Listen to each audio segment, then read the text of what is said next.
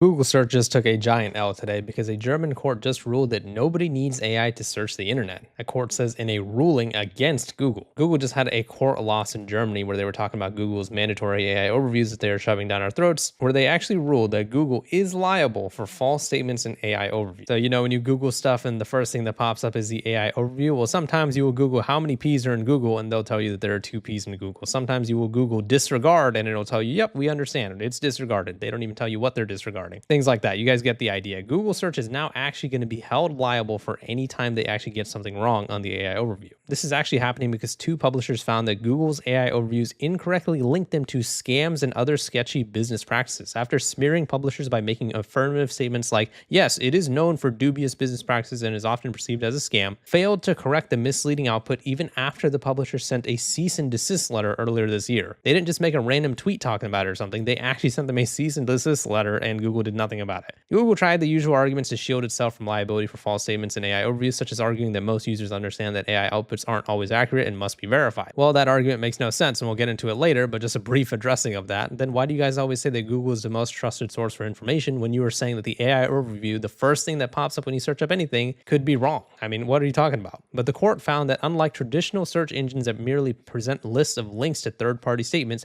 Google's tool made, quote, independent, new, and substantive statements based on its own misinterpretation of links on the internet. They take the correct information from the websites, AI generates some crap, and then give you some false information. That's a problem, the court said, because while publishers may have been able to sue to stop third parties from publishing defamatory statements appearing in Google search results, only Google can correct the underlying algorithm and outputs displayed in AI overviews. And because, at least initially, the company did not, it therefore, quote, must be held accountable. Beyond that, Google's own argument was deemed particularly weak, since the AI overview in this case, quote, contained statements that did not appear in the search results at all. So they were trying to use their whole argument of like, hey, remember, our AI can make mistakes, it's not perfect, but they didn't just make a mistake where they like falsely reported what the website they were taking the information from said. They just generated some fake new bullcrap. I mean, come on now. The court's order requiring a temporary injunction barring Google from spreading the false claims in any further AI overviews may have global implications, as the court seems to be the first to hold an AI firm liable for AI speech. I totally agree with what the court is doing, and that should be the thing. Stop trying to force AI search down our throats, Google. If you are going to be giving us false information, then you guys should be held liable in court for it. Hopefully, Google takes this as a message and they say, you know what, maybe we shouldn't make the AI overviews the forefront of everything that we do,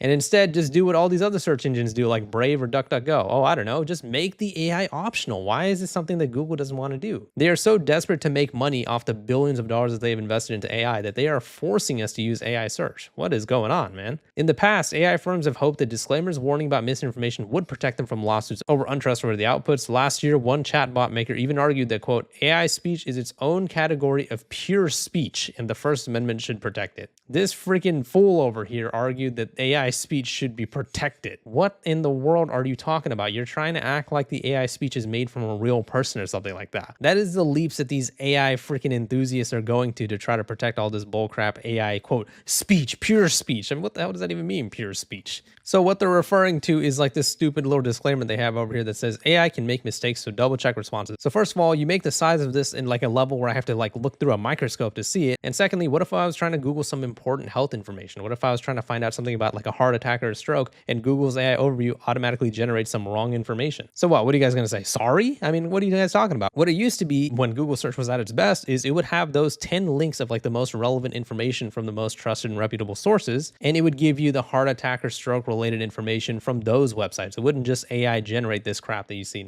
right now. It wouldn't just AI generate this crap that you see right now. So according to a Google translation of the German court ruling, however, the false outputs were, quote, primarily an expression of the defendant's commercial activity, and the AI tool's, quote, opinions and false statements were capable of impacting public opinion. The court concluded that in weighing the balance, publishers' interest in removing the false information outweighed Google's commercial speech rights. The German court emphasized that AI search engines do not enjoy these same protections because AI summaries merely provide, quote, an additional function, one without which the use of the search engine would still be and is possible. Yep, I remember that. Good old Google search without AI. Good times. I miss those times. And without which users are perfectly capable of finding results amidst the flood of data. I mean, that's exactly what we used to do before. We would just go through those links and find which website we felt had the best information. We don't need Google to hold our hand and be like, hey, let's just go ahead and force feed you some AI generated summary over here. Here, open up here. We're going to force feed this to you. In other words, nobody needs AI to search the internet. So AI firms can't just let their tools attribute false claims to fake sources without assuming any liability. In other words, you can't just give us fake information, especially about some important stuff, and then just say, hey, we gave you a disclaimer. What are you guys mad about? The court also seemed to take a dig at Google for expecting users not to, quote, blindly trust AI overviews, noting that AI tools' utility would be significantly diminished if the AI overview were generally regarded as unreliable and if every single displayed link required independent verification. Google and, all these AI defenders are always raving about, hey, the Google AI search is so reliable, it's so dependent. Just, they get something wrong 1 in a billion. They will very rarely get something wrong, right? Do you guys remember these videos that we've made about Google search being broken, where they don't know how to spell things and they try to like rapidly fix a bunch of things? Okay, today I'm recording this video, June 10th. It is currently 5 p.m. on the dot. I'm going to Google something for you live right now that Google search should have already fixed, but it is still broken. Right now, I'll do it for you live. All right, we're on Google search. I'm not going to make any more cuts. We're going to just do this unedited. Let's go and check it out right now.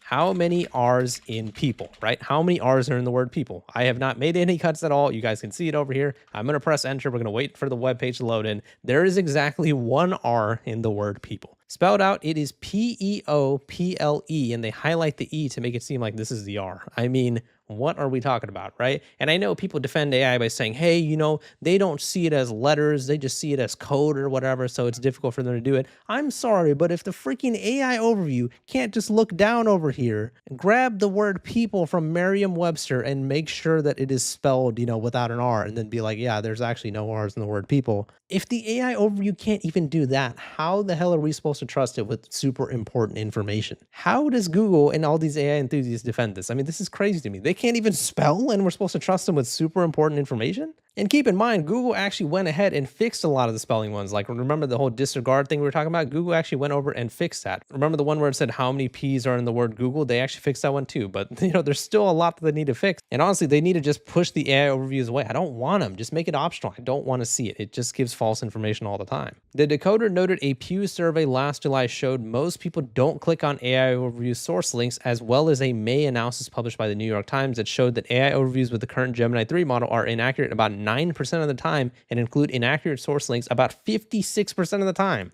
More than half the time, according to this study, the source links are inaccurate. So according to these findings, that means that Google's AI tool may be cranking out millions of wrong answers daily with few users verifying the information. Should other courts agree that tech firms are liable for any defamatory outbursts emerging from this experimental period of AI search chaos, the biggest AI leaders could find themselves soon buried in lawsuits, and I really hope that they do. Shout out to Ashley for writing this article. Shout out to Ars Technica for having this article on their site. And a special big shout out to that German court, right? Because they are actually doing exactly what we need people to do to fight against this whole AI crap wave that we have going on right now. Google search, as I was saying before, Google search was like the home page of the internet. I know that's a Reddit slogan, but sorry, Reddit.